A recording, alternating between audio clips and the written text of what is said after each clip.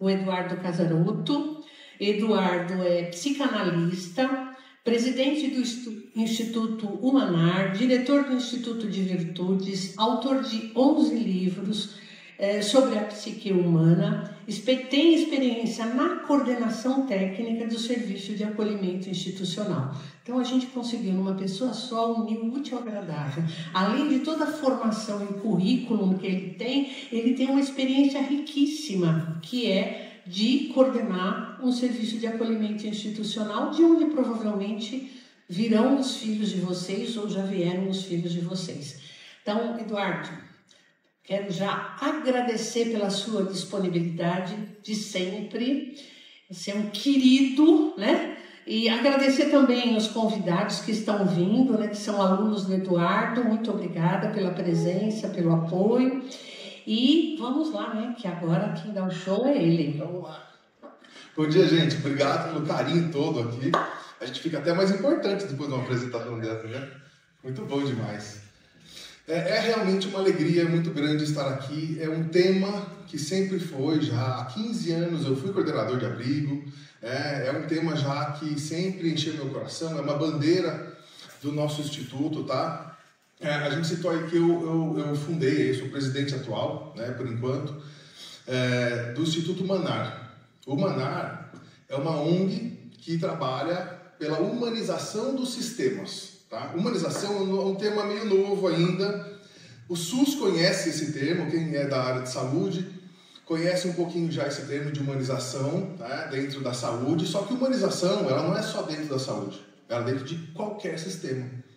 Em resumo, dentro da sua corporação, da sua firma, da educação, da política, aonde o estudo entre o homem e o trabalho, aonde este trabalho causa violência, não é humanizado.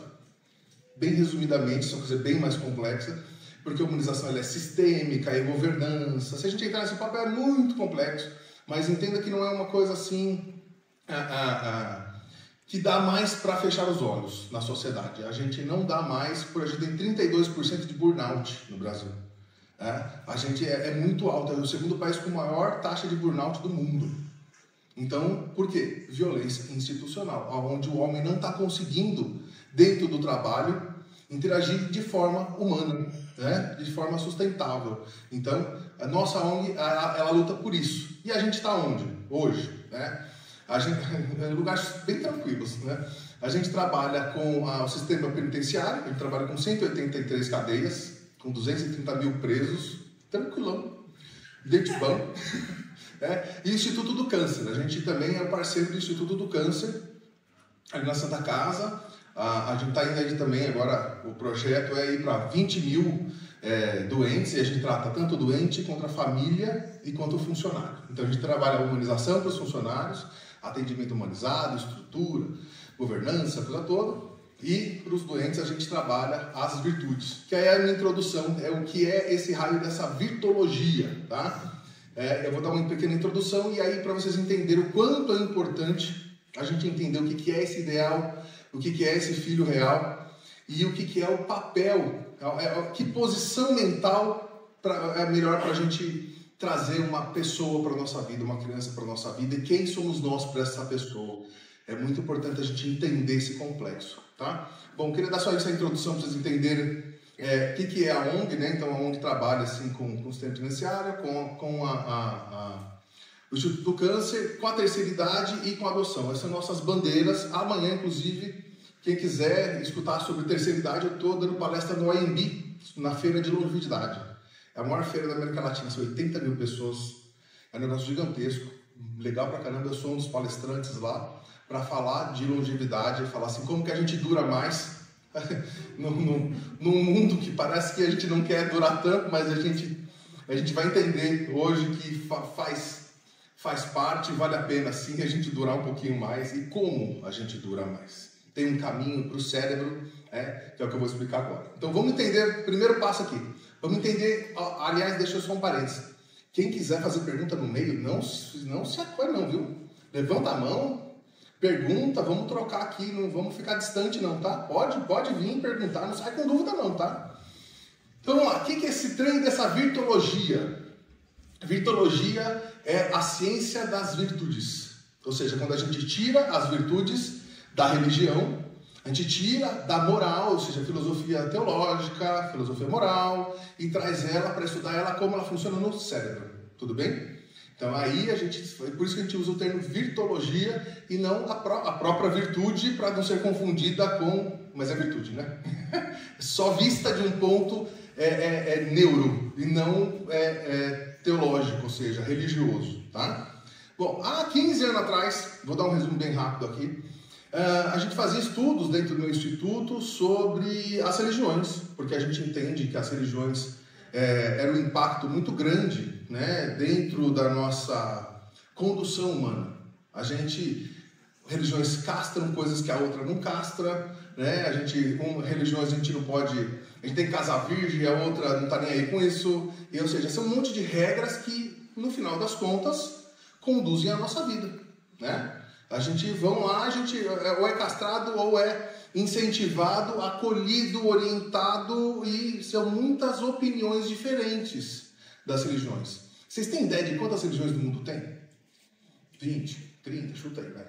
Só um chute, vai. Quantas religiões do mundo tem? 25. 25. 5 mil. 5 mil religiões. Por enquanto, e contando, porque tem um estudo que em 5 anos a gente vai chegar em 15 mil. Eu nem quero saber desse estudo, já com 5 deu um trabalho de 15 anos. Já tá bom já. Né?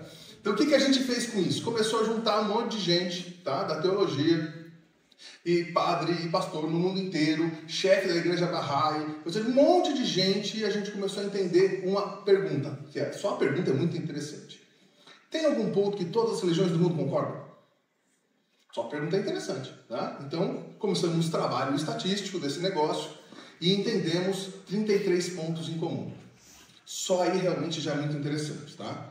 Então, eles vão discordar de tudo. Se é Deus, se é Allah, se é o Buda, se é o Hare Krishna, vão discordar de muita coisa. Se vida após a morte, se não tem. Eles discordam de muita doutrina. Alguém discorda do perdão? Não, minha religião é contra o perdão. Os outros que se lasquem. Não vou perdoar ninguém. Já viram uma religião pensar assim? Amor ao próximo. Já viu uma religião? Não, amor ao próximo, caramba. Os outros que lascam. Já viu alguma religião pensar assim? Então tem pontos em comum. E esse ponto comum é exatamente a virtude. Nenhuma religião é contra. Aliás, o grande objetivo da religião é tornar o homem mais virtuoso. Claro que tem uma galera que esquece um pouco disso e vai mais para o que às vezes não importa. Olha, se existe isso, se não existe aquilo, legal, é importante, claro que é. Mas, gente, isso é uma fuga de si mesmo. Porque aqui não dá trabalho. Ficar pensando nesses outros itens não incomoda a si mesmo, você não tem que sair do lugar. Agora, desenvolver suas próprias virtudes, daí é outro negócio. Aí já o compromisso e a responsabilidade é sua. Daí a galera já fala, oi, deixa eu me preocupar com outra coisa, que é muito mais fácil. Né? Então, por isso as virtudes, às vezes, não é o mais abordado pelos próprios frequentadores de suas religiões. Bom, entendemos 33 pontos de virtudes, pegamos as 33 pontos de virtudes e fomos entender no cérebro. Como que elas funcionam? Esquece a religião agora. Pegamos elas e vamos entender como elas funcionam no cérebro. Todas elas funcionam no lobo pré-frontal. Opa, então quer dizer que uma comunhão entre todas as religiões do mundo estão no único ponto do cérebro. Que legal, entendemos isso, é muito interessante. Entendemos que com isso toda a neurose humana, ela está onde? Ela está no tronco cerebral? Não, ali é a consciência. Ali é exatamente onde domina os instintos primitivos, que é do tronco cerebral, sistema límbico, ok? Que é o quê? Primitivismo, ok? Nosso animal, nosso bicho, e o sistema límbico, que são nossas emoções, ok? Tá? Então, quem domina esses dois de baixo? A parte mais evoluída do cérebro, que é o neocórtex, aqui, essa capa de cima, e esse pré-frontal é que faz essa função filosófica, que consegue entender o perdão, que consegue entender o amor ao próximo, tá? A caridade. Ele, então assim, já adianto, a maior expressão, tá, que o lobo frontal pode ter, a maior expansão que ele pode ter, a maior função que ele pode ter é na caridade. Porque na caridade, aí percebe que eu não estou falando de religião, mas a caridade é exatamente a expressão quando a gente enxerga o outro como outro. sem passar por nós. Isso é muito importante. Quando passa por nós, ou seja, eu faço o bem a alguém. Só que eu quero alguma coisa com isso. Eu quero um parabéns, eu quero um post, eu quero um reconhecimento, eu quero falar para minha família de alguma forma, eu quero chegar no almoço do domingo e falar: nossa, olha, eu dei a palestra lá para a FEASA, foi tão legal, como eu sou bom, como eu sou legal. Né? E a gente quer falar, a gente quer uma aprovaçãozinha disso. Isso vem do lobo frontal ou do tronco cerebral? Já entenderam que isso vem do tronco cerebral, do eu preciso ser aceito ou eu preciso ser aprovado. Não vem daqui do tronco cerebral. O tronco cerebral é quando a gente realmente não quer nada em troca, nem reconhecimento, nada, literalmente nada. Aqui alguém já praticou, provavelmente todos, pelo menos uma única vez na vida, já praticaram o bem a alguém? Sem nenhum interesse. Fala assim, cara, não estou nem aí, posso até ser pago com ingratidão, a pessoa pode ser até ingrata, mas eu sei que naquele momento eu mudei alguma coisa na vida dela, eu fiz aquele bem, eu desenrolei um bem para ela. Alguém já fez uma atitude assim? Neste exato momento, quando você fez, como que você se sentiu? Tenta lembrar. Alguém se sentiu mal? O sentimento foi ruim? Não foi bom pra caramba. A gente tem que pensar, por que eu não faço isso todo dia? Esse é a maior expressão de completude e plenitude. O que é alegria? O que é felicidade? A verdadeira felicidade, nós entendemos na virtuologia que é quando chegamos aqui no lobo frontal. E a gente só chega no lobo frontal a partir do próximo e não de mim. Quando eu luto para eu ser amado, eu ser reconhecido, eu ser cuidado, eu estou no tronco cerebral. Quando eu amo, quando eu dou, quando eu cuido, lobo frontal. Ok? Agora, de novo, não é religião, isso é neurologia, tudo bem? Então a gente expande aqui, a gente vai ter uma chuva de neurotransmissores, aqui que a gente vai no corpo inteiro, e a gente vai ter aquela sensação maravilhosa, tá? E a caridade, eu acabei de descrever isso no meu último livro, a gente fez um estudo sobre quais são os neurotransmissores que, quando naquele momento exato, dessa posição, não no interesse, né? Nessa posição caridade verdadeira, eles têm o mesmo efeito do THC, sabia? Então, em vez de você fumar maconha, você faz caridade. Que é bem melhor. É bem mais saudável. Vocês não vão acabar no meu outro projeto lá, né? Na cadeia. Né? É muito melhor. Não, é realmente. Vários livros da neuro, vários cientistas já provaram que é o mesmo efeito. Então, realmente, toda essa busca que a gente quer do caminho mais curto, que a gente vai chegar na maconha? Você quer o caminho mais curto. Você não quer o próximo, você quer ser cuidado e chegar nesse estado. Não, vai para a caridade, se você vai ter essa plenitude, essa completude, você vai ficar muito louco. É muito legal, muito legal.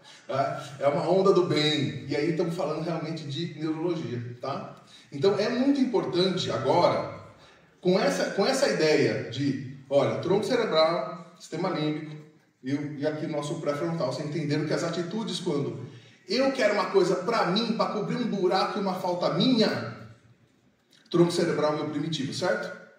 E o lobo frontal é para o próximo. A adoção vem de onde? Cada um vai vir de um lugar. Tem que vir do lobo frontal. Porque quando vem do tronco cerebral para cobrir uma falta minha, eu estou enxergando com a minha consciência aquela criança. Eu coloco as expectativas nela do que ela vai vir, como ela vai vir, de quem ela é, ou do que eu espero dela. E aí vocês já começaram a cagar todo o processo. Entenderam? Com a nossa primitividade, ok? Com o nosso egoísmo, para cobrir a nossa falta, a gente vai lá e vai usar a adoção. Não é assim. A sua mente tem que se elevar, tem que chegar nesse lugar realmente. Aposto quem já adotou e sabe do que eu estou falando. É para o outro. E aí a gente recebe esse lugar aqui do THC. E a gente vive em plenitude. E aquela criança não é aquilo que a gente esperava. Ela é ela. Filhos biológicos também não são assim? São piores. E a gente que não admite. São mais penteiros ainda. Ou seja, é a vida, são seres humanos. Como é que eles vieram? Se eles vieram de uma outra barriga, se eles vieram, isso não importa. Importa esse cara veio na minha vida. Quem é ele? Quem é ele? Na virtuologia, a gente reformulou uma ideia sobre reconhecimento paterno e materno. Isso é bem interessante para vocês entenderem isso. Quando a gente fala assim, olha, não fui reconhecido na infância, a psicologia, a psicanálise, várias linhas entendem que é o parabéns, reconheço, ou seja, olha esse desenho que eu fiz, que legal, parabéns filho, ok? Eu reconhecer. Não é nada disso. Reconhecer é enxergar o eu da criança. A mamãe quis fazer balé, não fez, ela queria falar inglês, não falou, e ela vai pegar a filha dela e vai fazer o quê? Vai colocar no balé e vai falar inglês. Ela está enxergando essa filha? Não, ela está pegando a falta dela, a humilhação que ela teve, o lugar que ela não conquistou, e ela acredita que ela não é feliz porque ela não teve aquilo. Lá o Lacan vai chamar isso de nome do pai, que é o quê? Um rio que corre que assim, ó, a minha felicidade, o meu desejo está do outro lado do rio. Eu estou desse lado do rio. Quem que não deixou atravessar? Esse rio que não deixou atravessar. Como é que chama esse rio? Nome do pai. Chamava isso de nome do pai, tá? Para entender, é o que me impede de chegar no meu desejo, tudo bem? Porque ali, na minha vontade. Aí o indivíduo entende que quem não deixou eu chegar foi aquela falta de habilidade, aquela incompetência, ou foi eu não sou bonito o suficiente, ou seja, cada um vai montar um monte de coisa que me falta, aí eu vou projetar isso em quem? Quem é que vai ter tudo isso agora? Meu filho. Eu vou colocar meu filho para fazer tudo aquilo para ele, para mim ser feliz também. Eu estou cobrindo a falta de quem? Minha falta. Eu não estou cobrindo a falta dele. Eu estou enxergando quem é ele? A gente tem personalidades. Outra coisa que a virtuologia acredita, a psicologia e a psicanálise, algumas linhas sim, outras não, mas nós acreditamos que nós viemos já com um pedacinho de personalidade já no nosso software. A gente não nasce zerado. A gente recebe algo aqui já de uma faixa de evolução, que já tem uma faixa de evolução e já uma pré-personalidade. Tudo bem?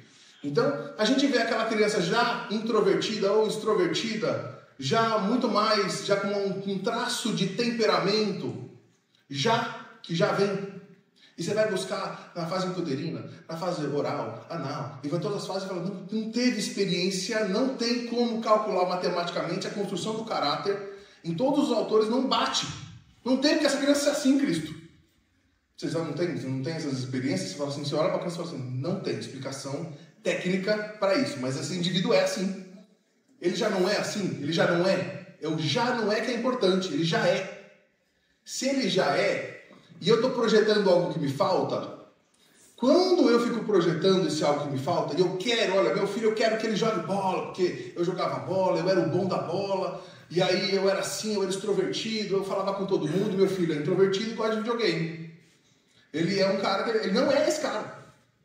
O que eu vou ficar forçando ele na minha projeção? Porque eu tenho um ideal de filho, vou colocar no futebol. Quando ele não for bom de habilidade, eu brigo com ele. Eu fico puto, porque o que eu tô puto da vida com ele? Por quê? Porque ele não está atingindo as minhas expectativas no olhar do outro. Olha que loucura. E nem é para mim mesmo. Então, isso é um abandono. Eu estou te abandonando pelo olhar do outro, para minha aprovação, para minha aceitação, para o meu desejo, para a minha falta. Eu estou te enxergando. Eu estou te reconhecendo. Eu reconheço quem é você. Isso é a falta de reconhecimento. Entenderam a reformulação do reconhecimento? Eu não reconheço esse filho, não é parabéns. Cara, eu não enxergo, eu só fico projetando coisa em você. Eu não enxergo quem é você. Se você é um cara introvertido, se você é um cara intelectuais. Ó, tá bom, eu sou intelectual, escrevi. Já saiu de 11, já estamos em 20 livros. Ah, que legal. Estamos lançando agora teologia, o último livro agora. Cara, 800 páginas de livro que eu acabei de escrever ontem. Meu filho está treinando para ser goleiro. Ponto. Ele vai ser um intelectual? Não sei. Eu só olho para ele e falo, o que você quer? O que você é? E eu vou na onda do que ele é. Posso oferecer, olha, tem aqui, ó. Como a gente tem muito trabalho com cinema, música. Ó, você quer fazer canto? Tá aqui. Quer fazer piano? Tá aqui. Quer fazer, vamos ler um livro? Eu dou R$100 para ele, para cada livro, e um resumo do livro que ele entregar. É o que eu posso fazer. Mas eu obrigo, você vai ler esse livro e vai ser um intelectual? Não, eu dou a oportunidade e ele fala, vai aí. O estímulo. Os pais têm que dar todas as fórmulas de estímulos. Esporte, arte, lá, está aqui as condições, o mínimos possíveis aqui, variar e não impor. Isso é mais legal que isso. E eu vou gostar de te parabenizar mais por isso do que por aquilo. Isso, eu estou violentando o eu profundo dele. E ele vai criar o que o velho Jung lá chamava de persona. O que é uma persona? Uma personalidade que a gente monta para ser aceito e aprovado. Então, quando a gente faz isso com o filho, isso é mais legal que isso. O que a gente fez com ele? Criou uma persona, porque ele quer o seu amor. Isso é uma violência. Tá? Pense assim, ó. Todo mundo aqui deve ter um transtorno, tá? O toque, o histriônico, o narcisista. Todo mundo é do biruleibe, igual eu aqui também, tá? Todo mundo é meio biruleibe aqui também, tá? Cada um tem o seu. Cada um tem o seu, não tem? Mas não, eu sou perfeito. Então, Jesus, você. Então, não é, né? Se você não é Jesus, nem Madre Teresa, se não chegou nesse nível, tá igual nós aqui, cada um com o seu calcanhar aí, tudo bem? É muito simples. A distância entre essa pessoa... Vocês entenderam o que é persona? A personalidade que eu monto para ser aceito. Isso é eu? Não. A distância entre o meu eu e a minha persona é o tamanho do meu transtorno. Entenderam? Ó, ficou facinho, vai. Ficou facinho. Aí você olha para você, nossa, quanto eu quero aprovação X e o quanto, o que eu sou, o que eu queria ser, eu queria vestir essa roupa, eu queria trabalhar em tal coisa, eu queria falar de tal forma. Eu não sou, porque eu vou ser desaprovado, eu não vou, aquele meio não vai me aceitar. E aí me expulsa, esse eu está expulso, essa pessoa expulsa esse eu e fica distante. Quanto mais distante, maior é o transtorno. Tudo bem? Por que raio a gente faz isso? Vocês têm ideia? Isso é neurológico, tá? Ó, vamos voltar lá para o tronco cerebral. Vocês só me avisem quando eu tenho 10 minutos, só para mim ir finalizando, tá? Tronco cerebral, vamos lá. No tronco cerebral, a gente tem uma função principal do tronco cerebral. Qual é? Quem sabe? É bem fácil. Isso! Ela tá lá para manter nós vivos, porque nós também é tudo do se não fosse ele, a gente tava lá na beira do abismo e pulava. Tá? A gente, se uma cobra aparecer aqui, a gente fica, oi cobra. A gente fica assim, ou a gente, ei, ou eu vou fugir, ou eu vou atacar a cobra, e se nenhum dos dois dá, e se eu não consigo nem plano de fuga e nem atacar ela, eu congelo. Tudo bem? O síndrome do pânico é isso. Quando eu tenho uma ameaça interna, não externa, e aí eu não consigo um plano de fuga, nem uma adaptação, que é o sintoma, e nem, muito mesmo, o ataque, que a Bianca me chama de esquizoparanoide, eu travo. Então esse excesso de energia passada, esse excesso de energia do futuro, eu crio essas ameaças internas e eu vou estar nesse congelamento. Pronto, eu só apanho. Tudo bem? Então, tudo isso está onde? Tronco cerebral. Então vamos lá acompanhar. Tronco cerebral, então, está lá para manter a minha sobrevivência. A pergunta mais importante, como? Como eu mantenho essa sobrevivência? E aí tem uma mensagem, que é a número 1 do cérebro, que é, em grupo eu sobrevivo. Vocês nunca viram animais em bando? E animais que são mais independentes, eles são mais sozinhos. Nós é o tipo de animal do bando, tudo bem? A gente tem uma mensagem no nosso cérebro dizendo, em grupo eu sobrevivo, beleza? Se em grupo eu sobrevivo, eu tenho que participar do grupo. O grupo tem que me aceitar, não tem? Por isso que as maiores dores que existem para o ser humano é abandono, rejeição e solidão. Tem alguma dor maior que essas 3 coisas? Pensa aí, você não vai encontrar. É a dor maior do ser humano. Por quê? É a raiz da raiz da raiz simbólico da morte. Em grupo eu não sobrevivo? Grupo igual a vida. Fora do grupo, igual a morte. Meu cérebro entende isso. De forma bem primitiva, bem arcaica, ele vai perceber isso. Então, qualquer sinal de abandono, se eu olhar aqui, ó, num olhar, eu olhar para a Sheila, fiz isso. Só fiz isso aqui, só. Já não vai dormir à noite. Já vai, mas o que eu fiz, que eu não fiz? Já montou um quadro, já montou uma cena inteira e já está se defendendo, é um filho da mãe. Um olhar de desprezo já ficou biruleibe. Não é assim? Porque É aquela mensagem, alguém te rejeitou, se alguém te rejeitou, fora do grupo, morte. Tudo bem? Isso só funciona enquanto somos primitivos. A gente não funciona assim a toda hora. A gente funciona assim só enquanto somos instintivos, pulsionais, egoístas e orgulhosos. O que é o orgulho, tecnicamente? Tira o orgulho do senso comum e vamos trazer o orgulho agora para o científico, tá? Orgulho é a necessidade primitiva do tronco cerebral de ter importância para ser aceito e aprovado, para ter a sensação de sobrevivência. Em resumo, quanto mais importante eu for, mais eu sou aceito. Ou seja, é a raiz da raiz do tronco cerebral, tá? E aí tem várias expressões desse orgulho. Tem gente que é arrogante, tem gente que é soberbo, que são as mais populares, tá? Mas existe o controle, né? As pessoas controladoras que querem controlar tudo porque se acham no direito e quando saem do controle delas, elas piram. Isso é uma arrogância frente à vida. A vida é caos. Alguém acha que a vida aqui é estável? Alguém conhece alguém estável no amor, financeiramente, com a vida toda estável? Alguém conhece essa pessoa? Então, por que a gente busca isso? Por que a gente não se conforma que a vida é caos? A gente tem que ter aceitação, perseverança e fluir no caos, em vez de lutar contra o caos e querer a estabilidade. Isso é loucura. A vida é movimento. E quando a gente... Essas duas leis universais, caos e movimento, quando eu evito o caos, eu quero controlar o caos. Eu vou dar o quê? Transtorno de pânico, transtorno de toque, eu vou ter vários transtornos porque eu estou querendo controlar o caos. Quando eu evito o movimento, olha, não quero uma situação que me causa dor, então eu não vou sair. Relacionamento me causa dor, não vou mais pro Tinder, não vou mais sair para ninguém. Olha, isso aqui, vínculos me causam dor. Eu me sofri muito com um vínculo com meu pai ou com um amigo, ou esse vínculo dessa pessoa me magoou. Eu posso evitar vínculo? Eu estou evitando o quê? Movimento. Eu estou evitando o movimento da vida. A vida é movimento.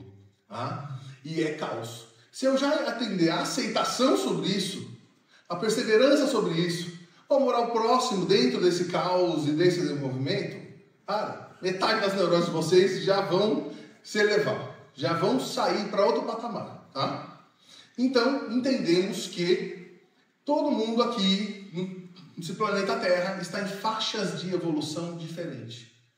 Isso é uma diferença muito grande da vitologia para outras linhas, porque as outras linhas entendiam o ser humano como um, tá? Olha, existe o inconsciente, existe o consciente, ou existe assim o assado. Entendemos que dentro da vitologia, várias faixas de evolução são vários funcionamentos psíquicos diferentes. Pessoas mais primitivas são mais inconscientes, pessoas mais evoluídas são mais conscientes. E aí muda tudo. Uma análise, no meu consultório, eu posso pegar um paciente e trabalhar muito mais comportamental com ele, muito mais behaviorista, outro eu tenho que ir muito mais para a psicanálise, outro eu tenho que ir muito mais para outras técnicas, porque depende daquela evolução, vai mudar. Assim, as religiões são uma expressão disso. Eu não tenho que religião, indivíduos mais primitivos, como é que a sociedade virou uma civilização? Como é que a gente saiu de animais, antes do fogo, que a gente transava com a própria mãe, matava o pai, matava o amigo ali, ó, porque a gente era bicho, antes do fogo, lá, no número 0, lá, ó. Como é que a gente saiu de lá para chegar numa civilização? Tem uma palavra-chave, proibição. Olha que interessante. Proibição. As duas primeiras proibições da humanidade foi o incesto e comer a carne do tótem, tá? Então, tinha um tótem lá na tribo canguru. Podia comer carne de canguru? Não, podia. Tudo bem? As duas primeiras e o incesto. A família saiu da onde? Hoje estamos aqui falando de família. A família saiu da onde? Qual foi a raiz da família? A primeira proibição do incesto. Quando a gente parou com o incesto, a gente formou o quê? Família. E começou a se transformar numa civilização. Veio a Bíblia lá, olha, o que ele colocou? Seja bom, seja amável. Ou os 10 mandamentos são proibições, proibições, proibições? Por que os 10 mandamentos não são positivos e são proibições? É muito simples. Porque nós, primitivos, precisamos de proibições, porque senão a gente vai lá e trai a esposa, mata o amigo. A gente, de forma primitiva, o nosso primitivo, ele não é racional. Ele não é moral. O nosso primitivo é moral. Ele tem moralidade? O primitivo? Não tem. Tudo bem? Então, quanto mais primitivo, eu tenho que ter realmente proibições? Tem. para pessoas mais evoluídas, se eu carregar essas proibições para pessoas mais conscientes, o que eu vou fazer? Processo neurótico. Eu vou ter a vontade, eu já tenho consciência, e eu vou pegar vários desejos e vontades que eu poderia realizar, só que aquele excesso de proibição eu vou fazer o que com ele? Recalque. Processo neurótico. Aí vem, né, Freud, Nietzsche, vem toda essa galera e fala, gente, mal-estar na civilização, vamos romper com essas proibições. E assim, muitos anos, muitas linhas falaram pra gente romper, queimar o sutiã em praça pública, e beleza, porque carregaram demais, né? Carregaram demais. Por isso que vem todo o preconceito. A mulher, o racismo, vem toda cagada. Por quê? Porque carregamos demais de regras e formatos, e a gente tem que se libertar disso. A gente se libertou disso? Estamos no processo, né? Podemos falar que estamos no meio literalmente no meio da bagunça. Uns são machistas ainda, outros estão lutando pelo feminismo, outros já não é mais preconceituoso, tem vários movimentos, estamos no meio da bagunça. Mas pelo menos o olhar não estamos igual a 50 anos atrás, tudo bem, que uma mulher, quando era divorciada, era expulsa da igreja. Não estamos mais lá. Porra, já melhoramos já. Melhoramos bastante já, melhoramos. Se a gente pensar aqui, então estamos caminhando para o lugar certo, certo? A gente está com mais contato com a natureza? Tá, os animais já estão já na cama, já. Certo? A gente já está com animais exóticos, a gente está voltando à natureza. Ótimo, já ferrou a natureza? Já, chegamos meio tarde. Chegamos um pouco tarde. Acho que não sei o que a gente tem que fazer para curar essa natureza, mas temos mais consciência ambiental? Temos mais sustentabilidade. Hoje nós temos lá 14 mil, né? A ISO 14 mil, que é sustentabilidade. Não tinha nada disso. Não tinha nada disso. Então, sim, o mundo está melhor. Tá? Quem acha que o mundo está pior? Gente, o mundo não está pior. Tá? O mundo está bem melhor. Quer ver algumas expressões? Tudo estava no centro do poder. Se eu quisesse lançar um CD ou um livro, um cara da editora, ou um cara da gravadora, ou um cara da TV que determinava, uma pessoa determinava. E hoje, como é que eu faço? Cada um vai entrar na Amazon e lança seu livro. Cada um entra no Spotify e lança a sua música. Cada um entra lá no YouTube e cria o seu canal de TV. Tá? Hoje a gente dava valor para aqueles escritórios luxuosos, hoje a gente trabalha em coworking. Hoje carros grandes, luxuosos, hoje a gente tem Uber. Ninguém mais dá, o jovem não dá mais valor. Eu morei nos Estados Unidos, eu morei na Europa. Gente, ninguém mais liga. Ninguém mais liga. Ah, nossa, eu tenho um carrão. Você fala, não, eu vou de Uber. Isso tem o mesmo valor. O que isso quer dizer? Tiramos o valor da matéria, o desapego à matéria, não damos mais valor, estamos dando valor ao quê? A experiência e o compartilhar. Compartilhar e ter a experiência vale mais do que esse poder. Como que a gente vai lá que a gente não evoluiu?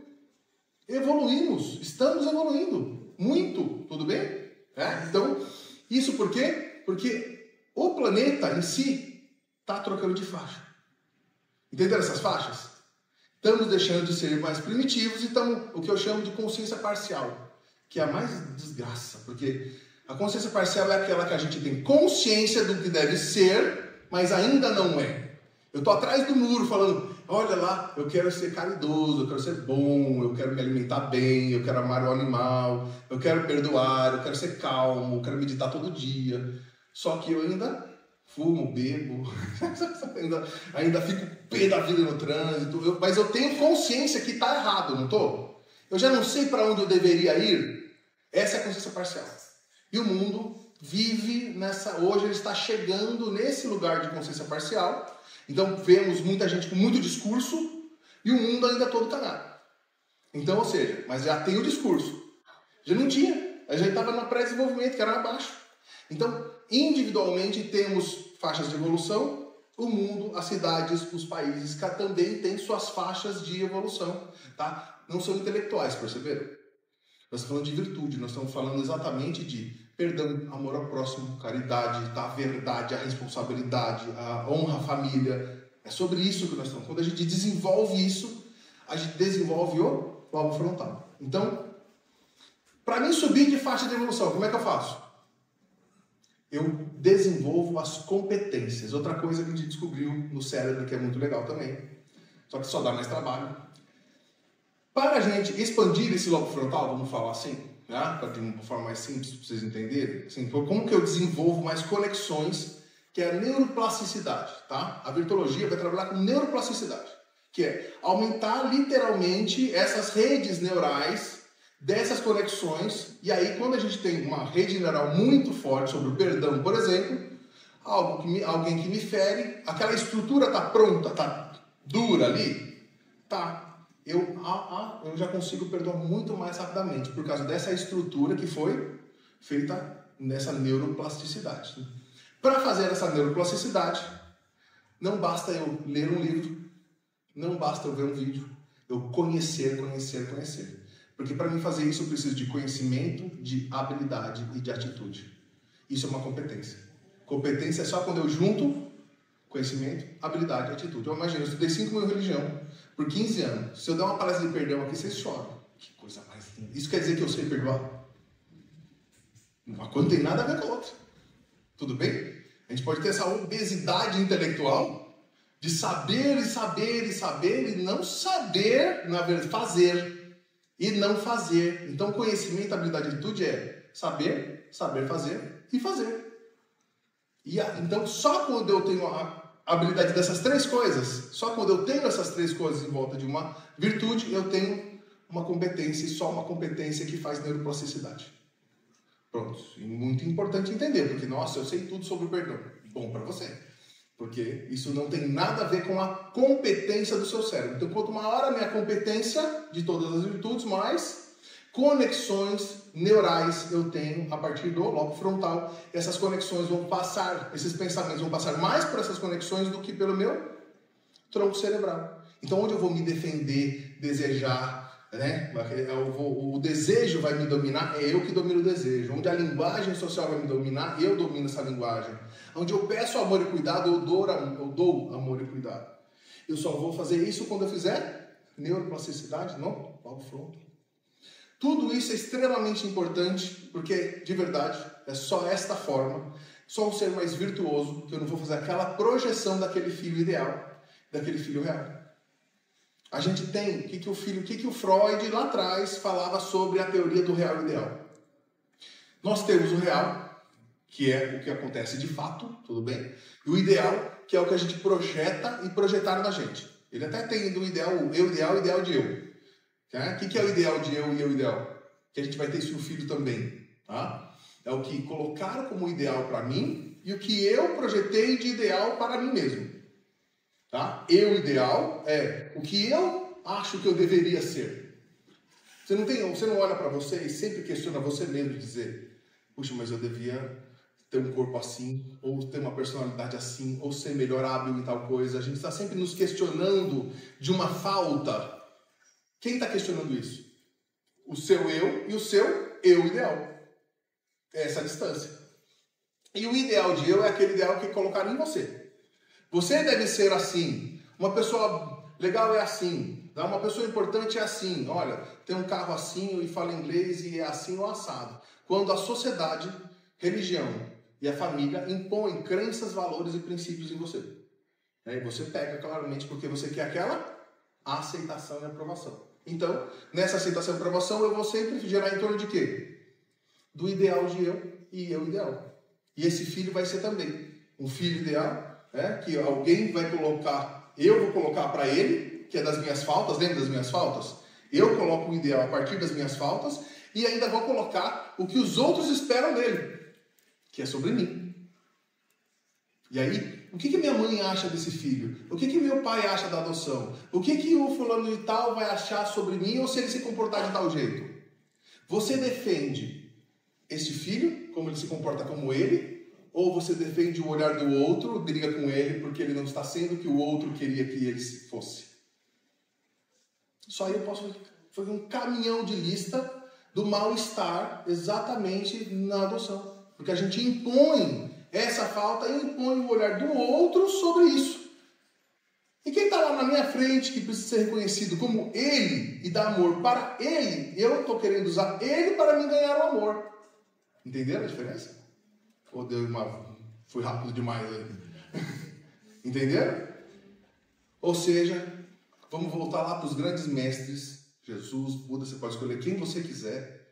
Amor ao próximo não é só religioso, ele é neurológico.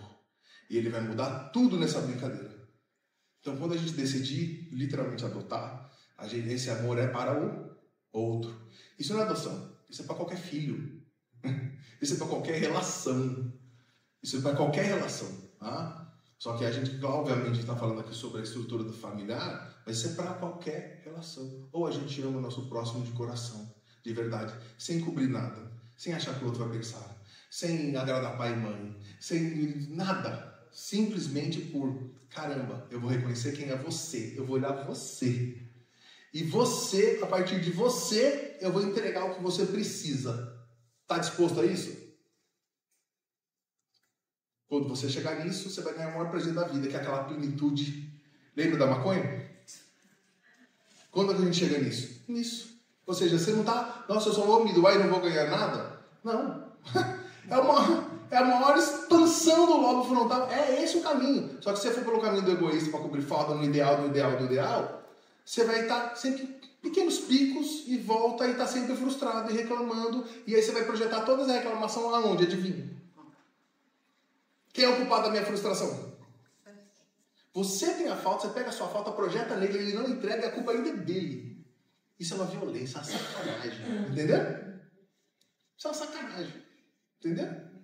Então, quando a gente olhar para nossos filhos adotados ou biológicos, para os nossos amigos, para todas as pessoas, a gente tem que ter um olhar de caridade plena. É o que você precisa. Não é o que eu quero cobrir em mim nessa relação. Perceberam isso? Tá? O Freud ele tinha uma frase, né, entre o real e o ideal, que a distância entre o real e o ideal é que gera a frustração e a culpa. Que o indivíduo, quando ele vive nesse jogo entre a realidade e o ideal, ele só tem essas duas coisas para chegar. Ele não consegue chegar em lugar nenhum. Ó, vamos entender um exemplo bem prático, bem simplesinho, bem bobinho. Você tem 15 anos de idade, e aí você tá ali com os hormônios, a flor da pele, certo? Querendo namorar. E aí, teu pai e tua mãe dizem, não vai namorar. Não vai transar, beleza? Pode namorar, mas não vai transar. 15 anos, tudo novo, blá, blá, blá. Questão religiosa, cada um vai ter a sua questão, mas tem a regra lá, não tem? Do ideal. O ideal te impôs. O ideal é que você não transa. No real, o que eu quero fazer? Eu quero transar, tudo bem? Aí eu vou lá com um namorado e transo. Mas eu não tenho o ideal na minha cabeça? No real eu transei. Então a distância entre o real e o ideal me levou à culpa. Certo? Então, se eu realizo, se eu tenho um real ideal na minha cabeça, ele está lá. Eu quero o ideal, mas também quero o real. Se eu realizo o real, culpa. E se eu realizo o ideal? Não transo. Frustração. Então você só está em frustração ou você está em culpa? Se você está em culpa, você está em frustração. Nessa eu concordo com o Freud. Ou você está em frustração ou você está em culpa. O único lugar de se livrar desse trem é se livrando do ideal. Mas daí eu vou fazer tudo o que dá vontade? Não. Aí que eu venho sobre a competência do ego. Eu tenho que ter um ego virtuoso, com esse ego virtuoso ético, eu sei que eu não vou prejudicar o outro, e inclusive não o meu corpo e a mim mesmo. Só que essa decisão tem que ser do meu ego e não imposta em mim. É uma diferença muito grande, tudo bem? Que o Freud ia chamar isso de superego, né? São as crenças, valores, princípios. Quando eu vou... É um processo bem fácil, ó. Vocês vão virar psicanalista hoje, tá vendo? Muito fácil, tá? Desejo, o id lá. O famoso id, ego, superego. Todo mundo deve ter escutado alguma coisa em psicanálise desses três negócios. O id é o desejo, tem o desejo, tem a vontade. Superego muito rígido, muito controlador. Um ego fraco. O que vai acontecer com esse desejo? Desejo, recalcar, certo? Inclusive esse é o pânico, né? Desejo, superego não deixa, ego fraco, recalca. Isso aqui incha, esse inchaço faz assim, ó. Como é que isso chama? Síndrome do pânico. Então a única forma de curar a síndrome do pânico é tirando o indivíduo, o controlador da cabeça dele, aquele superego, e fortalecendo o ego, tá? Como é que eu fortaleço esse ego? Dando competência em virtudes para ele. Ele não sabe lidar com o abandono dele, com a exclusão dele, ele não sabe lidar com as neuroses, com os traumas dele, por quê? Ele não tem competência. Por isso que a psicanálise leva 20 anos. Vai lá, investigar. Ah, que legal, eu estou comprando esse carro zero porque eu queria a aprovação, o poder do meu pai que não me deu parabéns. Tá bom, agora eu sei, mas eu vou continuar querendo. Por que eu continuo querendo? Saber sobre o não sabido é um processo legal, mas não leva a nada. Se eu não tiver um ego mais competente para lidar com aquilo não sabido, vai continuar 20 anos em terapia. Entenderam? Não adianta nada saber sobre o que eu não sabia sobre mim. Ah, que legal, você é catástrofe, olha agora. Não sabia que eu fazia essa coisa por causa que eu estou buscando a minha mãe. Ah, que legal, agora eu sei. Mudou alguma coisa? Saber disso? Gente, não. Se eu não tiver um ego mais competente, mais virtuoso, o que importa é o amor ao próximo, o que importa é a caridade, o que importa é o perdão, o que importa é a verdade, o bom humor, ou seja, a gratidão. Se eu não desenvolver esse lado frontal, eu vou continuar ainda querendo aprovação e aceitação do outro e vou continuar no ideal. Eu vou continuar neurótico. Olha, muito simples, tá? E isso tem um impacto gigantesco na adoção. Vocês perceberam, né? Ou seja, aquele outro, quem é esse outro? A gente, em virtude, a gente entende que da consciência parcial, lembra daquela consciência parcial? Para cima, eu enxergo o outro na realidade. O outro realidade é quem? Não passa pelo meu desejo, não passa pelo meu medo, não passa pelas minhas transferências, não passa pela minha projeção, não passa por nada. Eu enxergo o outro de verdade. Eu enxergo ele e falo assim, essa é a personalidade dele, esses são os desejos dele, ele é ele, eu não quero nada sobre isso. Eu enxergo ele no real mesmo.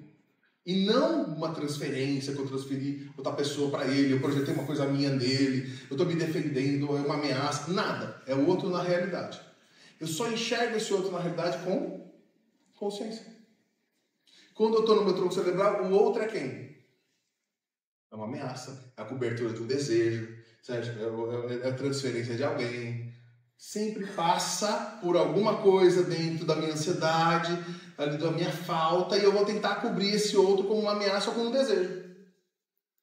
Filho pode ser isso? Filho pode ser cobertura de ameaça, ou pode ser uma ameaça ou cobertura de um desejo? De uma falta? Não. Então, a forma mais plena para vocês se tornarem pais e pessoas realmente amorosas é desenvolvam as suas virtudes, a caridade verdadeira, a plenitude mesmo. Chega nesse lugar de plenitude. Aí a gente vai estar sendo um melhor ser humano para o nosso próximo. E vai chegar lá no nosso THC da caridade. Tá? Então, esse é o verdadeiro caminho. Então, a gente tem que fazer vou dar um exercício bem prático, tá? Para vocês. Sejam honestos, verdadeiros, que a verdade é uma virtude, uma das virtudes é viver na verdade. Quando a gente não vive na verdade é porque nós somos arrogantes, tudo bem? Lembra do orgulho?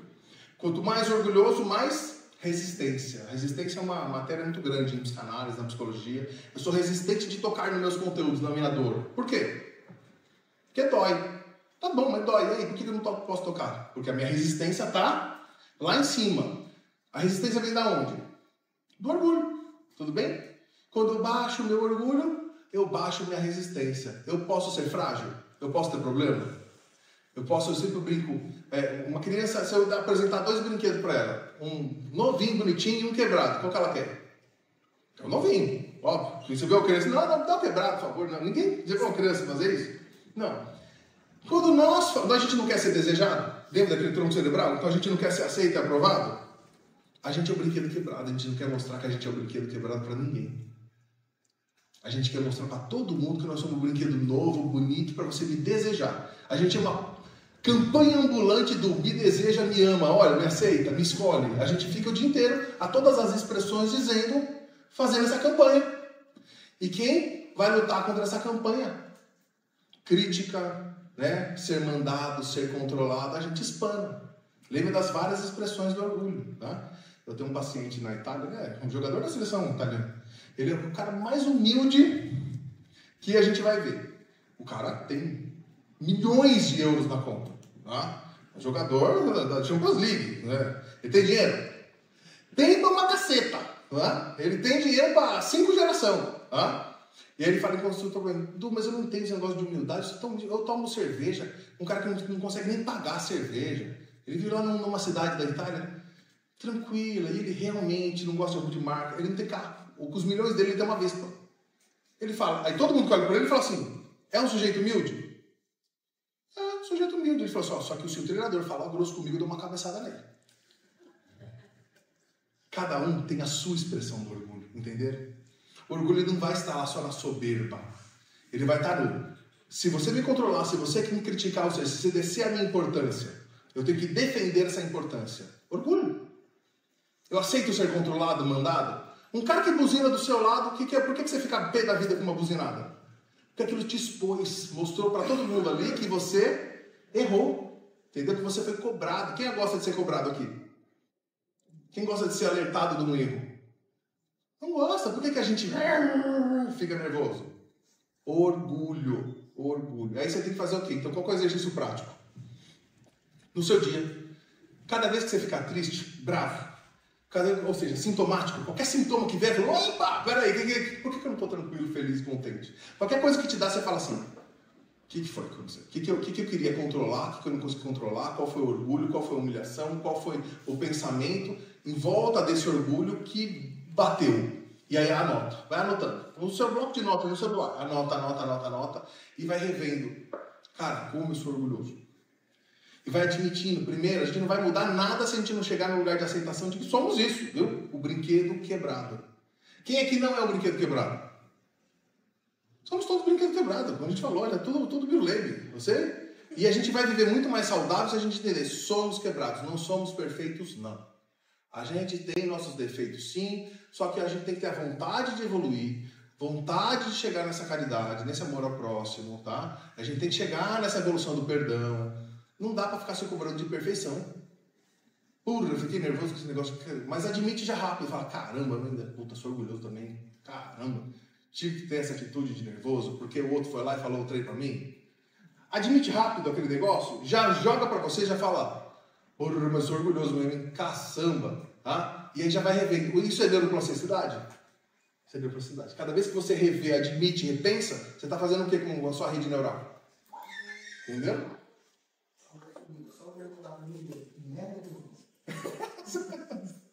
Exatamente isso. O que eu fiz? E admite, fiz merda mesmo. Você fala, essa admissão rápida, sabe? Sem a defesa. A gente vai racionalizar muito. O que é racionalização? Uma desculpa lógica aceitável socialmente. Entendeu? Então a gente quer fazer uma coisa às vezes ruim. Ou a gente quer ficar justificando. Entendeu? O Rô me irritou. Tá? Mas eu não vou admitir isso, porque eu sou uma pessoa boa, eu não sou. Uma palestrante de virtude, você não pode ser não pode ser um brinquedo quebrado. E aí o que eu vou falar pro Rô? Falou, Rô, o seu bem, que eu quero o seu bem, eu te amo. Você me entrega um trabalho para a próxima aula de 100 páginas sobre culpa, tá bom? Mas é porque eu gosto, eu quero o seu bem. Eu racionalizei, essa palavra parece uma coisa boa? Parece. Mas no lugar de onde ela saiu foi isso. Não, isso é racionalização. Ele sai de um lugar, eu não quero admitir aquela verdade que eu falei, como viver na verdade é muito mais saudável, tá? Mesmo se for defeito, mesmo que for errado, porque se eu chegar pro Rô, tô puto com você, o Rô vai desenrolar comigo e nós vamos resolver aquele negócio. Se for devido ao amor, da brandura, a gente desenrola, tá tudo bem. A gente discordar, tá tudo bem. Vocês podem ver, a gente pode discordar de opiniões. Posso ter falado várias teorias e falar, eu não entendo assim, tá tudo bem também. Mas a arrogância, o nervoso, o não admitir isso. Por isso que a gente vê pessoas, eu vejo nos meus posts lá, 40 segundos, pessoas assim, apaixonadas, que também tá errado, porque também é uma projeção de alguma coisa ali por 40 segundos, não dá pra você entender a teoria toda, viu, querido? São 20 livros, você não vai acreditar. E outros com 40 segundos falam, isso é um absurdo. Querido, você está se defendendo de quem? Por que você está sendo ameaçado de quem? Vocês têm que entender que essas ameaças, os seus diálogos, quando você não vive na verdade tranquila, dizer, isso me ameaça, ou isso me incomoda, não gostei disso, não sei lidar com isso, e verbalizar. Porra, eu não sei lidar com isso, viu? Olha que tranquilo. Desse jeitão aqui. Olha, porra, cada vez que você acorda e me dá um beijo de bom dia, eu fico puro da vida, eu fico o dia inteiro pé da vida, não sei lidar com isso. Em vez de guardar, porque você guarda aquela pequena ceninha. Eu guardo, faço o que com ela? Vou projetar, vou racionalizar, não vou fazer a janta pra você, e porque eu tava cansado, e porque você cobra demais de mim, e vou dar merda no cacete. Um negócio que você não viveu na verdade. Verdade, sabe a verdade? Ó, minha verdade é essa, não sei lidar com isso. Tô magoado com isso. Tô feliz com isso, meu desejo era esse. Pode ser tudo neurótico. Mas pelo menos eu vou desenrolar aquela neurose a partir da verdade. Então, eu tenho que viver uma verdade. Então, nessa verdade, no espírito dessa verdade, o que você vai fazer? Vai pegar uma lista. Não precisa ficar com vergonha nem se sentir um escroto. Porque se você se sentir um escroto e falar assim, porra, mas olha, que vergonha de estar escrevendo isso, você está muito evoluído. Você está muito evoluído. Você vai chegar num lugar muito legal. E começar a admitir quem você espera do seu filho. Admita lá. Eu queria mesmo que ele fosse assim, o mais inteligente da classe. Eu queria mesmo que meu pai desse o parabéns para ele sobre não sei o quê. Eu queria... Vai lá, vai jogando tudo que passar pela sua cabeça. Joga quem é meu filho ideal. Faz uma lista gigante. É difícil admitir isso. Não, eu não. Meu coração é aberto para tudo. Não, você é ser humano, querido. Relaxa. Menos. Você não virou um Buda ainda. Volta. Tá? Então, assim, você tem direito de ser birulei. Lembra do brinquedo? Você tem direito de chegar aí e falar, olha, tudo bem, eu esperava isso mesmo. E aí, com isso daqui, a gente vai pegar a aceitação e trabalhar a aceitação que, olha, talvez eu não tenha isso não. E tudo bem também. Mas eu só vou chegar nesse lugar e de tirar essa lista da minha cabeça, de mandar o ideal embora, quando eu revelar a verdade sobre ela. E tá tudo bem. Poxa, eu queria mesmo que meu filho fosse assim, o assado, e que esse filho me desse todo o amor, não me desse trabalho. A loucura. Meu filho não desse trabalho, é o tamanho da loucura que as pessoas entram. Olha.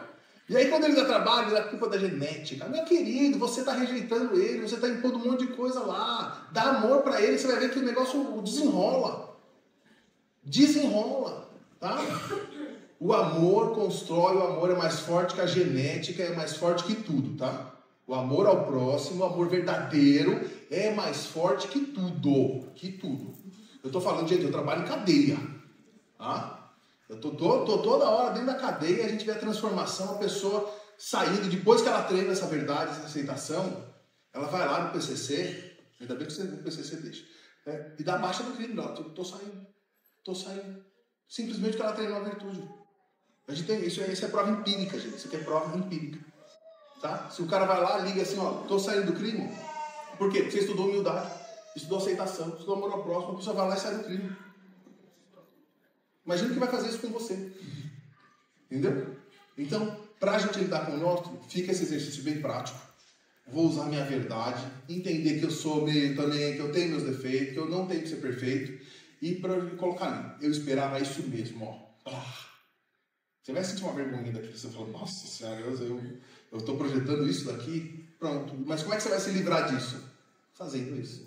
Quando eu admito a verdade, eu saio desse lugar de recalque, venho para o lugar do real, elimino isso, e aí sim o meu coração está disso. Aí sim minha mente está disposta a olhar para o próximo ali e falar assim, agora eu vou aceitar que você é. E dentro de que você é, a gente vai se amar. Chegou lá.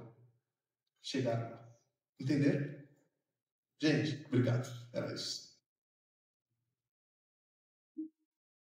Eduardo, você fez algumas citações sobre aceitação. Fala um pouquinho mais pra gente sobre o que é isso, se é algo relacionado com conformismo. Eu tenho que aceitar, me conformar? Qual é essa diferença? Qual seria essa análise na visão da psicanálise? Obrigada. Esse é o tema. É errado dizer o mais importante, porque são tantos importantes, né? São todos pesos diferentes, mas dentro de um processo terapêutico, dentro do estágio onde eu estou para onde eu quero ir, se a gente tem que pegar essas 33 virtudes, eu vou eleger que a primeira é a aceitação. A aceitação ela é a mais importante. Eu vou dar uma esticadinha aqui no elástico, tá? Se quem não entender, pode perguntar. Se eu for muito técnico, vocês podem me puxar, tá bom? Tá? Obviamente, a aceitação, eu só posso aceitar aquilo que não pode ser mudado. Ok? Algo que pode ser mudado. Esquece a aceitação, perseverança. Faca no dente, vai desenrolar. Simples. Agora, tem gente que tem um nível tão baixo de aceitação que reclama da chuva. Já viu a chuva voltar para cima? Fala, desculpa, estou voltando. Já viu? Já viu o morto levantar? Não, não aceito essa morte. Desculpa, deixa eu levantar. Já viram fazer isso? Não dá para ser mudado. O que não dá para ser mudado? Humildade da aceitação. Esse é o ponto. Sem humildade, alguém aceita alguma coisa? Já entenderam da humildade, né? Do orgulho, né? Pessoas orgulhosas aceitam a coisa sair da mão dela, do controle dela. Esse indivíduo que não aceita o que não dá para ser mudado, arrogante, orgulhoso, ele fica tão inconformado com aquilo, que daí ele vai destruindo todas as crenças dele. Tipo, Deus esqueceu de mim, a vida, meus pais, a sociedade é injusta, o governo é injusto. Ele vai achar todo mundo como o vilão e ele é a grande vítima, porque ele, orgulhoso, não tem a virtude da aceitar. Cara, eu não tenho controle sobre isso. Lembra da vida é caos? A vida é caos. Se eu não vou aceitar os percalços da vida, eu não vou conseguir trabalhar essa aceitação, que não dá para ser mudado. Aceitação, a humildade frente à vida. A aceitação é humildade frente à vida. Entendeu? Não se faz. Aí, tanto nos processos terapêuticos que a gente faz, vê indivíduos que são tão duros na aceitação que não conseguem aceitar, a gente para a aceitação e vai para orgulho, vai para trabalhar a humildade. Aí trabalha humildade, baixa aquela resistência, aí a gente volta para a aceitação. Entendeu? Então, aceitar é aquilo que não dá para ser mudado. Muito diferente do conformista, porque o conformista, ele aceita que dá para ser mudado. O indivíduo que está aceitando que dá para ser mudado é conformista. Aí eu tenho que pegar a outra virtude, que é a perseverança. Toma perseverança lá, vai andar, querido, vamos resolver isso aqui, certo? Vai lutar por isso daqui, é outra virtude. Não dá para ser mudado. Morte, não dá para ser mudado, infelizmente. Aceitação. A gente sempre fala, gente, que para estar pronto para adoção tem que aceitar a infertilidade ou a esterilidade, né? Se é uma coisa que eu não consigo mudar, eu tenho que aceitar para ir sonhar com um outro tipo de construção de família. Nossa, né? Você tocou no ponto. Que bom você ter lembrado disso. Você tocou no ponto. Agora, eu só queria pedir para você, quando você fala de culpa, a gente também vê uma preocupação muito grande das famílias adotivas em relação ao julgamento. Como se pais adotivos tivessem que estar dando respostas de assertividade o tempo todo. Não, exato. Pode falar. Muito maravilhoso. 2 pontos extraordinários que ela tocou aqui, tá? Vou começar com o ponto 1, tá? Que é exatamente essa, olha, eu aceito que eu não consegui gerar um filho. Eu tive essa aceitação já, tipo, tudo bem, é o caos da vida, ela me entregou isso daqui, eu aceito isso, tá tudo bem. Isso me faz menos? Não, só que historicamente, para uma mulher, isso é muito pesado. Porque na parte histórica, a mulher servia para quê? Para gerar filho. Tanto que o arquétipo é um vaso, né? O arquétipo inconsciente do vaso é o quê? Que é exatamente essa maternidade, tá? Então, se eu não tenho a maternidade, eu não tenho o quê? Minha identidade. Eu não posso existir. Isso é um erro grotesco da primitividade, tá? Ou seja, da época onde a gente ainda matava na espada. É nesse lugar que vocês estão se baseando? Quando a gente matava na espada? Se a gente mudou matar na espada, a gente tem que mudar várias outras coisas também. A mulher não é isso, né? A mulher é um ser humano, tá? Então, isso cai muito mais na mulher, né? O homem também, na impotência dele, vai cair nisso, na virilidade, confundido de ser menos homem. Isso, primeiro é isso. Lembra do tronco cerebral? Os indivíduos primitivos, se eu for viril, eu vou ser aceito. Se eu for uma mulher, por que simbolicamente os homens gostam de bunda grande e peito grande? Primitivamente é fertilidade. São mulheres que podem dar vários filhos e amamentar vários filhos. Vem deste lugar bem primitivo. Tá? É esse o lugar. Tá? E por que os homens se preocupam aí com o tamanho do pênis? Por quê? Porque é o simbólico de poder. Não tem nada a ver com sexualidade. É simbólico de poder. Ou seja, enquanto os indivíduos forem primitivos, vão ficar nessas questões, tá, de virilidade, de fertilidade, e vão ficar, é uma questão muito primitiva. Você tem que entender assim, estou incomodado com isso, estou agindo como um bicho. Então eu tenho que estimular aquele lobo frontal e entender que o humano, olha, gente, vou esticar o elástico um pouquinho aqui, entender o seguinte, na virtologia, a gente entende que a falta, tem a falta para várias linhas, psicanálise, psicologia, da onde sai o desejo, tudo bem? O que é o desejo? É o movimento que a gente faz para cobrir uma falta. Isso é desejo, tá? De uma forma bem simples, tá? pode usar a pulsão do Freud, fonte, força, unidade de objeto, a gente pode fazer várias teorias. Eu sou o desejo do outro, o outro é o meu desejo, a gente pode ir lá para o Lacan, a gente pode ir para várias. Só que todas vão girar em torno do é para cobrir uma falta. Então, na mitologia, o que é a falta? Nós entendemos que falta, ela não existe em várias faltas. A rejeição, o abandono, aquilo são marcas que vão registrar um ponto da falta. Existe uma falta anterior, a gente nasce com ela já. Que falta é essa? De unidade. Todos aqui somos um só. Por isso que o orgulho e o egoísmo é a maior chaga da humanidade. Todas as religiões entendem isso. Quando eu estou afastado de você, eu não estou nesta unidade. Então, eu, vocês, a cadeira, o ar, a energia, tudo quando somos uma coisa só, unidade, é onde eu vou chegar realmente no lugar. A gente tem falta de unidade? Tem falta de unidade. De forma primitiva, eu vou querer cobrir essa falta de unidade como? Lembra daquele registro que eu falei que eu quero ser aprovado, ser aceito, participar do grupo? O que é esse grupo? Que a neurologia sabe, mas é falta de unidade. Só que eu vou perceber essa falta de forma primitiva e vou entender grupo. Como são pessoas mais evoluídas, pode ver, quando eu evoluo, eu também vou querer a unidade. Só que eu não quero ser aprovado, eu não quero grupo, eu quero, na verdade, conexão com o todo. Vou me conectar mais à natureza, vou me conectar aos animais, vou me conectar às pessoas, vou cuidar das pessoas. Então é nesse lugar. Quando eu chego nesse lugar, eu saio dessa primitividade que a gente falou, e aí a gente sai dessas expressões primitivas, tá? De eu tenho que ser uma mulher que provê um filho, eu tenho que ser viril, eu tenho que ser um macho, eu tenho que ser desejador. Então a gente só vai sair dessa posição quando a gente começar a cuidar. Tudo bem? O importante é mais cuidar do que ser cuidado. Quando eu quero cuidar, eu sou o centro do negócio, eu quero que os outros me aceitem, eu vou ficar nesse lugar eu não posso ter filho, eu não posso ter um filho. Vai ficar nesse lugar. E aí vai fingir que não, mas vai ficar se questionando. Isso vai virar um processo neurótico. O jeito de sair dele é evoluindo ao frontal. Tudo bem? Porque se eu for com a primitividade, eu vou questionar ela, tá? Melhor coisa? Aceitação, aceitação, aceitação, aceitação. Isso vai expandir aqui e vai dominar todos esses pensamentos primitivos. Esse é o lugar, tá? Aí na culpa. Existe a culpa lógica e a culpa ilógica, tá? O que é culpa lógica? Culpa lógica olha, essa é a definição bem exata. Você vai lá no dicionário, pode ir lá, que está bem exato, tá? Culpa lógica é quando eu pratico o mal premeditadamente, essa é a palavra central, premeditadamente, consciente, livre para fazer o mal ao outro. Quando eu pratico o mal, premeditado, consciente e livre. Tudo bem? Aí é culpa, isso é culpa mesmo. Não é um achismo de culpa, é sua culpa mesmo. Não é uma percepção de culpa.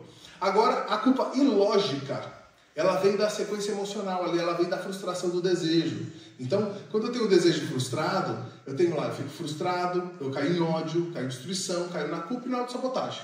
E aí vou ficar me sabotando, me punindo porque eu sou o culpado. Como é que eu chego nessas culpas ilógicas? Tá?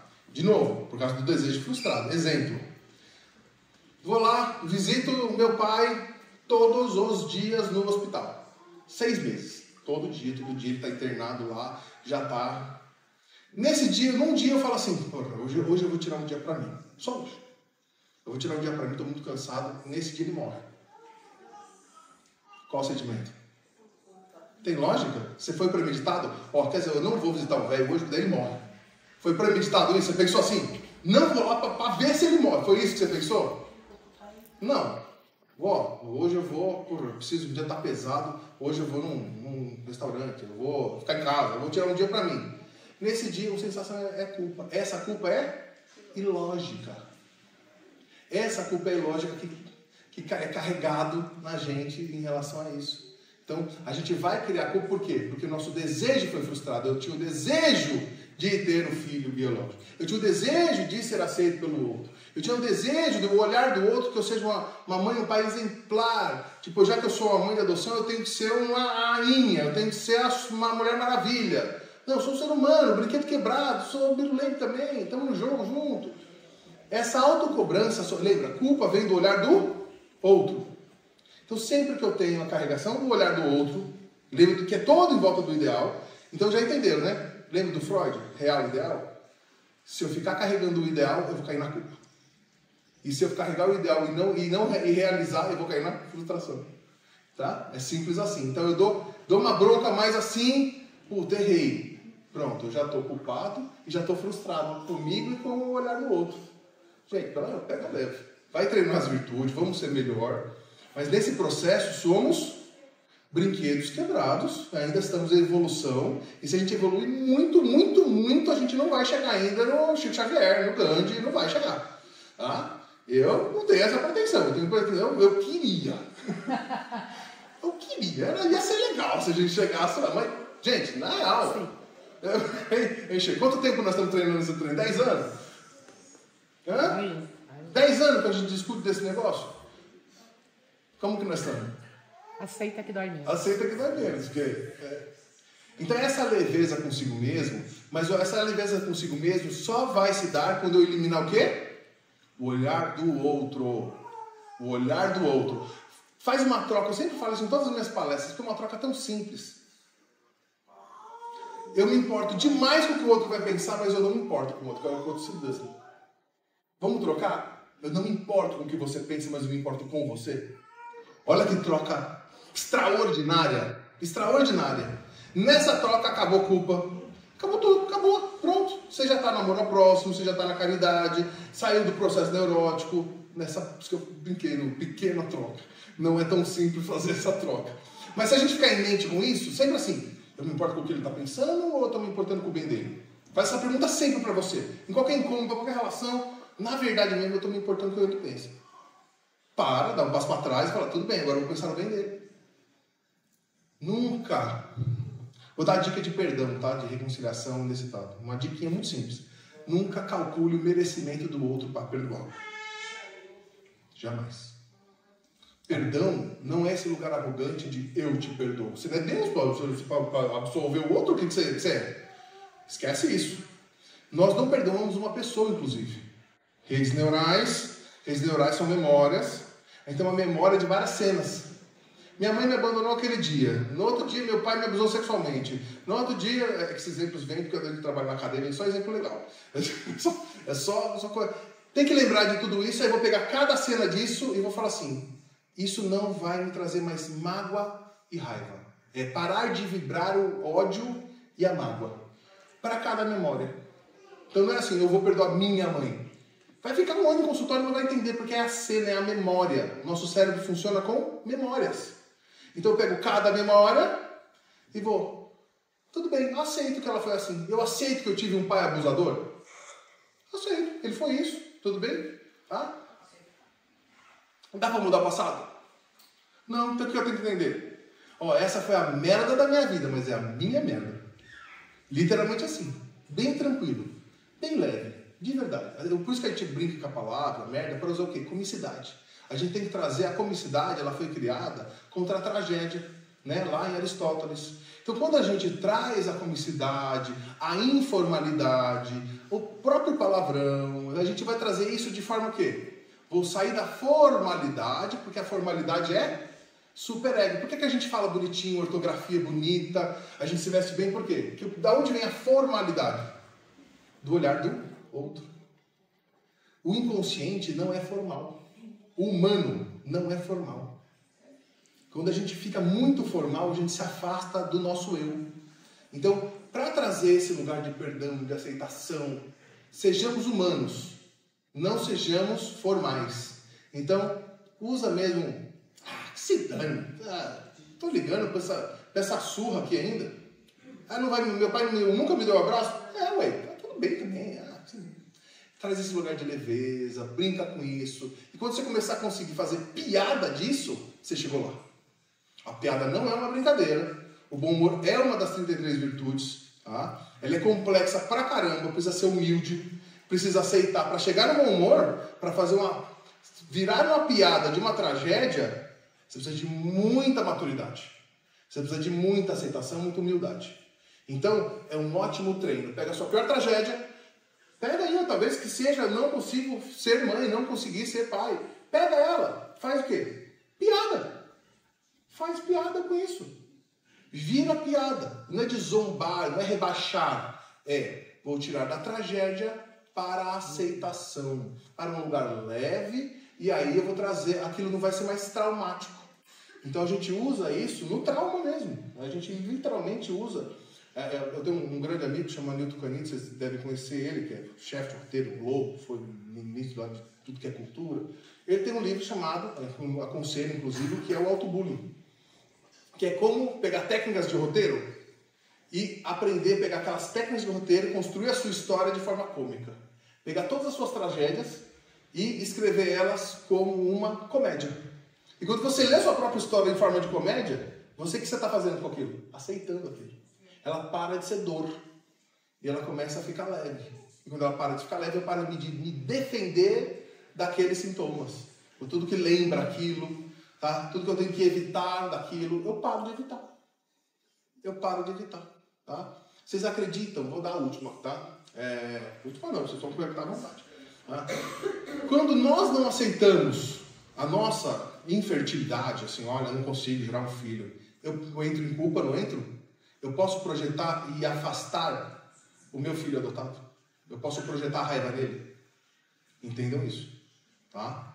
Bom, lembra o seguinte, vou voltar só do que é a sequência emocional, bem rápido, tá? Desejo frustrado, então vem a frustração, vem aí o ódio, destruição, culpa e autossabotagem. Qual que é a pior autossabotagem que o ser humano pode fazer para si mesmo? Como é que eu posso me punir? Porque o único jeito de eu pagar com a culpa é eu fazendo eu pagar a culpa. Então eu tenho que pagar ela, eu tenho que sofrer ela, certo? Como é que é o pior sofrimento que eu falei lá no começo? Rejeição, abandono e solidão, certo? É o afastamento de quem se ama. Então eu vou pegar minha relação, eu sei exatamente como ferir essa relação. Ou como eu sei exatamente como fazer uma coisa boa para essa relação. O que eu vou fazer? Eu quero me punir, não quero? Eu quero causar solidão em mim, eu quero causar dor em mim. Então eu vou lá e vou ferir aquela relação. Eu vou ser ausente naquela relação. Por quê? Por causa da culpa, porque eu não aceitei o desejo frustrado. Entenderam? É matemática. É matemática. E o inverso também acontece, do filho para o pai. A culpa que ele tem. Também. Todas as culpas, né? Por que eu fui rejeitado. Também. E aí ele também rejeita por muito tempo. Tem. Tudo isso, isso é muito bem lembrado. Tudo isso que eu falei, porque a gente está com os papais, né? Nesse momento. Tudo que eu falei, isso vai acontecer também com o filho. Vai. Ele também está frustrado, ele também está projetando uma família ideal. Você também não é o pai ideal dele. E você tem que ter paciência em não ser o pai ideal dele e entrar nesse processo de amor até que ele entenda o amor. Até que ele entenda que é outra relação. E ele tem a culpa de ser abandonado. Ele se culpa. Não é desejo frustrado? Eu quero o amor do meu pai biológico, da minha mãe biológica. Eu fui rejeitado, tudo bem? Desejo frustrado, cai em culpa. A culpa é de quem? Por ser rejeitado? Minha. Eu sou o culpado, eu não fui apropriado, eu não fui bom o suficiente para ser quisto. Porque a criança não vai entender a complexidade de uma pobreza, de uma violência doméstica. Ele vai entender isso? Não. Outra coisa importante, hein? O cérebro, essa é outra novidade também da mitologia, que é o cérebro não faz ressignificação de memórias. Quando a gente fala de ressignificar uma coisa, é construir redes neurais novas. Aquela memória lá, a gente consegue pegar ela e alterar ela? Não. Entenderam? Não. Então, quando eu chego no processo terapêutico, eu digo assim, olha, mas seu pai não foi amado, por isso que ele não tinha amor para te dar. Funciona?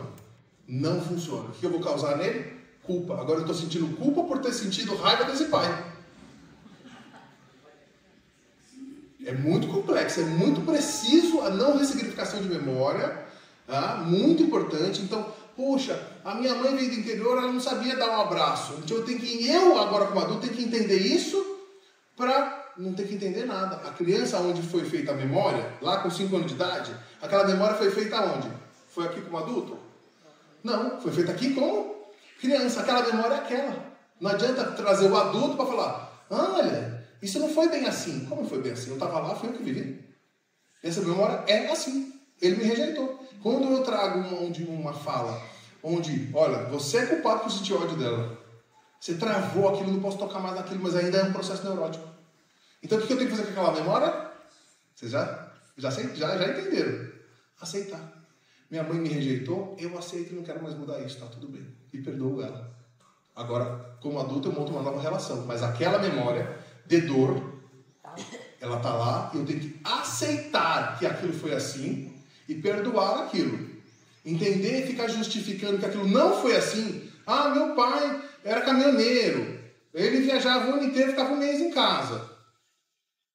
A criança vai trazer assim, meu pai me rejeitou, meu pai me abandonou.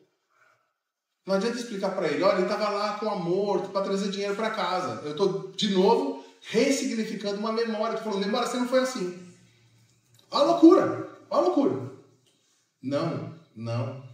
Você se sentiu rejeitado? Então vamos aceitar essa rejeição, vamos aceitar esse abandono, vamos perdoar isso. E aí eu saio dessa memória e venho para o hoje. Essa não aceitação dessas memórias nos tornam atemporais. Eu vou ficar tentando resolver passado no hoje. Quando eu aceito elas, simplesmente, eu fico temporal. Isso é uma coisa extraordinária, tá? Neurologicamente. A gente fica temporal, mas a gente precisa trabalhar, porque aquelas memórias estão me puxando para algum lugar? Não estão me puxando mais. Eu já construí redes neurais ali, já fiz a neuroplasticidade ali, que é essa virtude. Quando entenderam que virtude é neuroplasticidade, não é a religião. Só que no final das contas, a religião estava certa. No final das contas, a ciência foi para um lado, e aí a gente se afastou de umas coisas que já estavam certas. Só que, claro, agora entendendo toda essa metodologia, fica um pouco mais fácil, né?